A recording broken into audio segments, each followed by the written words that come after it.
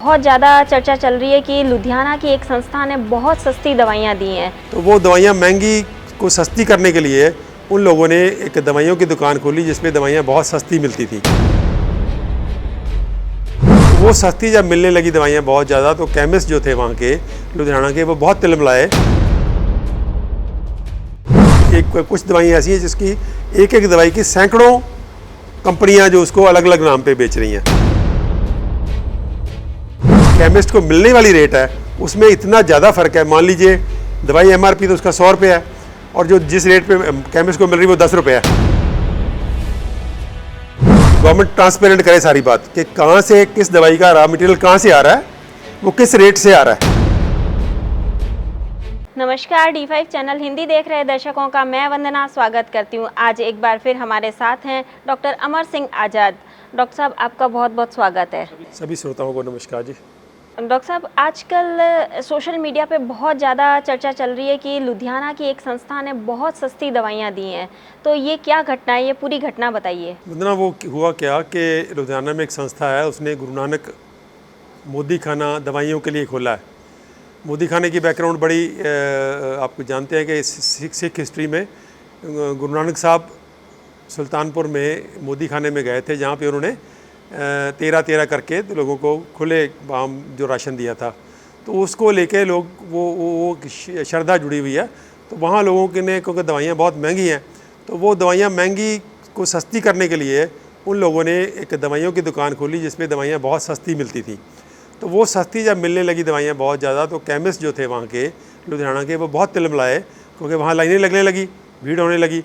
तो वो उन लोगों ने जो उनको आके फिर टोका कि आप ये क्या कर रहे हो, हमारी रोज़ी रोटी का मसला है, तो आप इस दवाइयों को इतना सस्ता मत दो। तो वो उन्होंने कहा कि नहीं, हम तो देंगे, क्योंकि आपने लूट मचा रखी है। इतना ज़्यादा फ़र्क है MRP में और जो रेट ऑफ परचेज़ है, जो खरीदने वाली जो कीमत है और जो बेचने वाली कीमत है, उसमें बहुत ज़्यादा गैप है। तो हम ये गुंडागर्दी नहीं सहेंगे, हम तो करेंगे। तो फिर लुधियाना की जो केमिस्ट एसोसिएशन ने, उन्होंने फैसला करके वो दवाइयों की सप्लाई बंद करवा दी उनको। अब उनको कोई दवाई दे नहीं रहा। तो उन लोगों ने प्रोटेस्ट किया और उस प्रोटेस्ट में पूरे के पंजाब के लोग जो हैं वो शामिल हो रहे हैं और जगह जगह पे प्रोटेस्ट हो रहे हैं कि ये गुंडागर्दी बंद करो और जो दवाइयाँ जो दवाइयों में जितना फ़र्क है MRP में और जो परचेज़ प्राइस में, वो ख़त्म करो। तो ये कंट्रोवर्सी पूरे के पूरे पंजाब में चल रही है बहुत बड़े लेवल पे।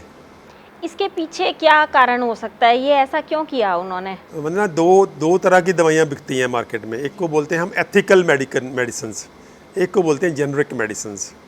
जो एथिकल मेडिसिन्स वो होती है, एथिकल का मतलब क्या है कि वो दवाइयाँ जो अपने ब्रांड नेम पे बिकती हैं।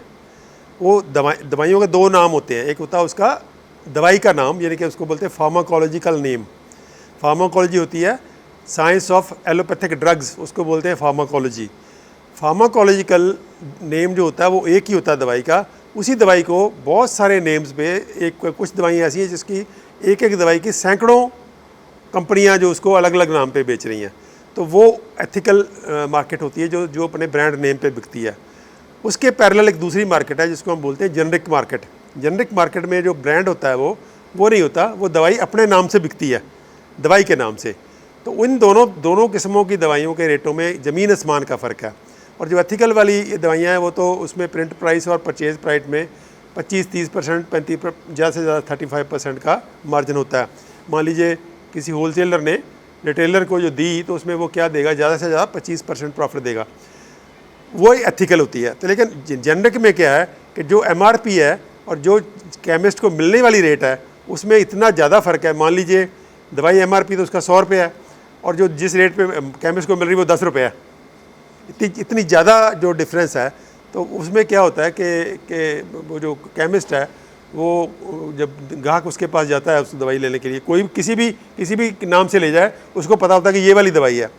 तो क्योंकि उसकी पैकिंग वैकिंग अच्छी है, तो वो वाली दवाई, एथिकल वाली दवाई जो लिखी होती है, वो उसको जेनरिक वाली दवाई दे देता है और उसको साथ में कहता है कि मैं आपको 10% छूट दे रहा हूँ। और पेशेंट भी खुश हो जाता है कि मुझे 10% छूट मिल गई। उसको ये नहीं पता होता कि इसका जो प्रिंट प्राइस है वो और उसका जो परचेज़ प्राइस है उसमें तो 10 गुना का फ़र्क है। तो इसके लिए वो ठगा जाता है, तो उसकी उम्र भी ठगा जाता है। तो वो जो इसलिए ये अब धीरे धीरे लोगों को पता चल गया कि इतना ज़्यादा फ़र्क है, तो अभी लोग अवेयर हो रहे हैं। तो अवेयर होने की वजह से ये सारे का सारा जो है वो माजरा खड़ा हो रहा है। और वहाँ तंग आके कुछ लोगों ने, वो एक संस्था है वहाँ की सिखों की, तो उन लोगों ने एक गुरु नानक साहब के नाम से गुरु नानक मोदी खाना दवाइयों के लिए खोल दिया।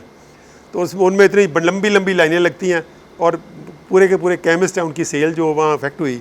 तो केमिस्टों ने फिर क्या किया, उस पर एतराज़ किया कि आप ये बंद करो। ये जब उन्होंने बंद नहीं की तो उन लोगों ने उसको, वो अपनी एसोसिएशन जो उनकी, वो एसोसिएशन में होलसेलर भी उसमें शामिल है, स्टॉकिस्ट भी शामिल है, तो उन लोगों ने स्टॉकिस्टों को बोल करके उनकी दवाई की सप्लाई बंद करा दी।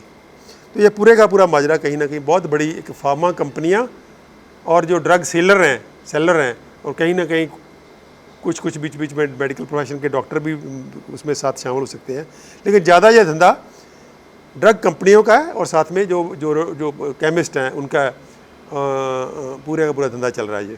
तो क्या जेनरिक दवाइयों का दाम फिक्स नहीं हो जाना चाहिए? हाँ, ये आपने सही कहा, क्योंकि ये हिंदुस्तान की ट्रेजेडी है कि यहाँ पे कोई भी दवाई आप बिना पर्ची के लिखे कहीं भी जाओ, किसी केमिस्ट शॉप में जाओ, वो लेटेस्ट से लेटेस्ट एंटीबायोटिक या लेटेस्ट से लेटेस्ट मेडिसिन भी आपको बिना पर्ची के मिल जाएगी। तो ये इंडियन मार्केट में ये कहीं भी नहीं है, दुनिया में कहीं भी ऐसे नहीं होता। आप वेस्ट में चले जाइए तो आप डॉक्टर की पर्ची के बिना सिर्फ OTC ड्रग्स ले सकते हैं। OTC drugs over the counter drugs होती हैं, वो 15-20 ड्रग्स हैं कॉमन सी, पैरासीटामोल है या कोई जुकाम वाली दवाई है या नाक में डालने वाली है, या वो 10-15-20 दवाइयों के अलावा कोई भी दवाई आप बिना डॉक्टर की प्रिस्क्रिप्शन के नहीं ले सकते। और डॉक्टर की पर्ची होगी तो ही आपको दवाई मिलेगी, नहीं तो नहीं मिलेगी। चाहे आप डॉक्टर भी हो तो भी नहीं मिलेगी। अगर आप डॉक्टर भी जाके सीधा कह देगा कि मैं डॉक्टर हूँ, मुझे दवाई दीजिए, तो वो कहेंगे ये पर्ची लाओ आप पहले। तो ये इंडिया में ये नहीं है, ये पूरे का पूरा धंधा बिना किसी के चल रहा है। तो उसमें क्या है कि गवर्नमेंट ने कोई डिसिप्लिन नहीं है वहाँ पे, कोई ऐसा कोई डिसिप्लिन नहीं है कि गवर्नमेंट ने को प्राइस फिक्स की हो कि स्टॉकिस्ट का क्या रेट होगा, तो उसका केमिस्ट को कितना प्रॉफिट देना है। तो कुछ भी ना होने की वजह से जो दादागिरी है वहाँ की चल रही है कि क्योंकि ये साल्ट जो आते हैं ये बहुत ही सस्ते होते हैं, तो केमिकल्स हैं बेसिकली, ये कौन से कहीं प्लांट से आने हैं, तो ये सिंथेटिक केमिकल्स होते हैं, बहुत सस्ते प्रोड्यूस होते हैं और ज़्यादातर चाइना में प्रोड्यूस होते हैं। वंडरफुल बात यह है कि ज़्यादातर दवाइयों के जो रॉ मटेरियल है वो चाइना से आता है और उसके जो सप्लायर होते हैं वो भी कॉमन होते हैं। मान लीजिए बद्दी में बहुत सारी ड्रग कंपनीज लगी हुई हैं, वहाँ पे एथिकल वाली भी हैं और वहाँ पे जेनरिक वाली भी हैं। वो सारे का सारा रॉ मटेरियल एक ही जगह से लेंगे, एथिकल भी वहाँ से लेगा और जेनरिक वाला भी वहाँ से लेगा, तो उसके रॉ मटेरियल में कोई फ़र्क नहीं है। क्या होगा, ज़्यादा से ज़्यादा क्या होगा, जो एथिकल वाली गोली है जो महंगी बिकनी है उसकी गोली की जरा शक्ल थोड़ी सी अच्छी होगी, पैकिंग थोड़ी सी अच्छी होगी, बाहर डिब्बा अच्छा होगा, तो और दवाई वही के वही होगी। और आजकल क्या हुआ, मतलब एक और बात जो नोटिस करने वाली है कि पहले जेनरिक में बहुत छोटी छोटी कंपनियां थी जो दवाई के नाम से बेचती थी, उसका कोई नाम नहीं होता था, दवाई का कोई ब्रांड नेम नहीं था, दवाई का नाम ही था। बाद में इन्होंने क्या किया, इन्होंने एक बहाना डाला कि ये क्योंकि अब हम सैम्पलिंग करते हैं तो हमको ये पता नहीं चलता कि ये कौन सी कंपनी ने बनाई है, तो आपको जेनरिक वाली दवाई का भी एक नाम रखना पड़ेगा, चाहे वो नाम पॉपुलर ना भी हो, कोई नहीं जानता उस नाम को, लेकिन फिर भी आपको एक नाम रखना पड़ेगा, तो नाम रजिस्टर होगा ताकि हमें पता चले कि कौन सी। तो अब क्या है कि जेनरिक वाली दवाई भी किसी न किसी ब्रांड नेम से बिक रही है, लेकिन ब्रांड नेम इसका कोई जानता नहीं है, वो दवाई का नाम ही है। तो इसलिए वो जो दवाइयाँ हैं बहुत बढ़िया दवाइयाँ, और सारी की छोटी छोटी कंपनियाँ आउट हो गई हैं उसमें मार्केट में, और बहुत बड़ी बड़ी कंपनियाँ जेनरिक में भी आ गई हैं। लगभग बहुत जगह पे ऐसा है कि एक ही कंपनी एक ही दवाई को दो नाम से बेच रही है, एक एथिकल है और एक जेनरिक है। वही दवाई, वही सोर्स रॉ मटेरियल का, वही कंपनी जहाँ पे उसका कैप्सूल गोली बन रहा है वहीं पे पैक हो रहा है, वहीं से बिक रहा है, लेकिन दो ब्रांड नेम से बिक रहा है। एक को जेनरिक बोल देते हैं, एक को एथिकल बोल देते हैं। एथिकल की प्राइस और जेनरिक की अब MRP वही होगी लगभग, लेकिन उसकी जो सेल प्राइस होगी जेनरिक की वो बहुत ही ड्रास्टिकली लो होगी।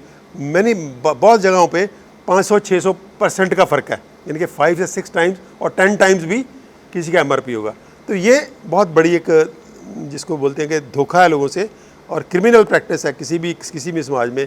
क्योंकि गवर्नमेंट को चाहिए कि वो, वैसे तो चाहिए क्या कि गवर्नमेंट ट्रांसपेरेंट करे सारी बात, कि कहाँ से किस दवाई का रॉ मटेरियल कहाँ से आ रहा है, वो किस रेट से आ रहा है, फिर उस रेट को जो उसका मैन्युफैक्चरर है फॉर्मुलेशन बनानी जिसने दवाई बनानी है, कैप्सूल बनाना है, गोली बनानी है, वो उसको किस रेट पे रॉ मटेरियल मिल रहा है, वो किस रेट पे आगे स्टॉकिस्ट को दे रहा है, वो भी रेट ट्रांसपेरेंट होना चाहिए। फिर जो स्टॉकिस्ट है वो कितने % मार्जिन उसको रिटेलर को देना, ये भी ट्रांसपेरेंट होना चाहिए। तो फिर MRP में और इसमें कितना फ़र्क रखना, सब कुछ ट्रांसपेरेंट होना चाहिए। पर यहाँ पे कुछ भी नहीं है, इतना ज़्यादा जिसको बोलते हैं कि सीक्रेट काम है ये। अगर मैं भी चला जाऊँ, मान लीजिए कोई दवाई मांगने, तो मुझे पहचानना उसको बड़ा मुश्किल है कि ये एथिकल वाली दवाई है कि जेनरिक वाली दवाई है, क्योंकि किसी न किसी ब्रांड नेम से बिक रही है वो, और अच्छी कंपनी है, पूरी की पूरी वही कंपनियाँ हैं, वही सिप्ला है, वही लेडरले है, वही सारी की सारी वही कंपनियाँ। तो वो क्या हो रहा है कि वो जो जेनरिक वाली दवाइयाँ हैं वो एथिकल वाले रेट पे, प्रिंट प्राइस लगभग एक है, तो एथिकल वाले रेट पे वो दे देता है, और साथ में ये कह देता है कि मैं आपको 10% 20% छूट दे रहा हूँ, और वो ग्राहक भी बड़ा खुश होकर जाता है कि मुझे 10% 20% की छूट मिल गई। ये नहीं पता कि वो ठगा गया। तो ये सारे का सारा धंधा जो चल रहा है, इसके खिलाफ लुधियाना में शुरू हुई एजिटेशन, अभी वो पूरे के पूरे पंजाब में फैल रही है। और ये मैं समझता हूँ कि बहुत बढ़िया बात है कि बहुत सालों से कंज्यूमर जो है बहुत बुरी तरह ठगा जा रहा है। दवाइयाँ बहुत सस्ती हैं, रॉ मटेरियल्स बहुत सस्ते हैं, और उसको बहुत महंगे रेट पे बेचा जा रहा है। और कंज्यूमर का जानने का हक है कि उसको ये दवाई इतनी महंगी क्यों मिल रही है, जबकि दवाई का सेल प्राइस कम है और उसकी MRP ज़्यादा है। तो ये दादागिरी क्यों चल रही है उसके साथ, तो उनको जानने का ये हक है। और मैं समझता हूँ कि हम सबको इस मूवमेंट को सपोर्ट करना चाहिए, और हमें कंपेल करना चाहिए गवर्नमेंट को कि वो पूरे का पूरा सिस्टम जो है दवाइयों की सेल का, उसको ट्रांसपेरेंट करे, ताकि सबको पता चले कि अभी केमिस्ट, आपने अपना केमिस्ट शॉप देखी होंगी, कोई केमिस्ट शॉप फेल नहीं हो रही, सब बिजनेस फेल हो जाएंगे। इतनी ज़्यादा बढ़ गई हैं केमिस्ट शॉप्स कि हर मोहल्ले में 3-3 4-4 5-5 केमिस्ट शॉप हैं, और सब चल रही हैं, और सभी जगह कोई ग्राहक नहीं होता खास, ग्राहक बहुत थोड़े से होते हैं। चल कैसे रही हैं, क्योंकि जो एक ग्राहक जाएगा उसी से वो इतनी ज़्यादा ठगी हो जाएगी उसके साथ कि वो 4-5-6 ग्राहकों से ही अपनी पूरी का पूरा वो दिन की कमाई कर लेते हैं। तो इसलिए ये मैं समझता हूँ कि बहुत क्रिमिनल प्रैक्टिस है। गवर्नमेंट को भी ये अलाउ नहीं करना चाहिए, और गवर्नमेंट को एक स्ट्रिक्ट लॉज बनानी चाहिए, ताकि जो कंज्यूमर है ठगा जा रहा है बिना वजह, वो ठगा ना जाए। डॉक्टर आज़ाद ने आज हमें बहुत ही महत्वपूर्ण जानकारी दी कि जेनरिक दवाइयों पर MRP कुछ और होता है, और वो 10% का भी डिस्काउंट देने के बाद जो दुकानदार होता है उसके पास काफ़ी पैसा बच जाता है, और उनकी कीमत बहुत कम होती है दवाइयों की। इसलिए सावधान हो जाइए और ध्यान रखिए कि दवाई आप कौन सी ले रहे हैं। डॉक्टर आज़ाद, आपका बहुत बहुत धन्यवाद, आप यहाँ आए। नमस्कार जी। अगले एपिसोड में आपसे फिर मुलाकात होगी, तब तक के लिए नमस्कार।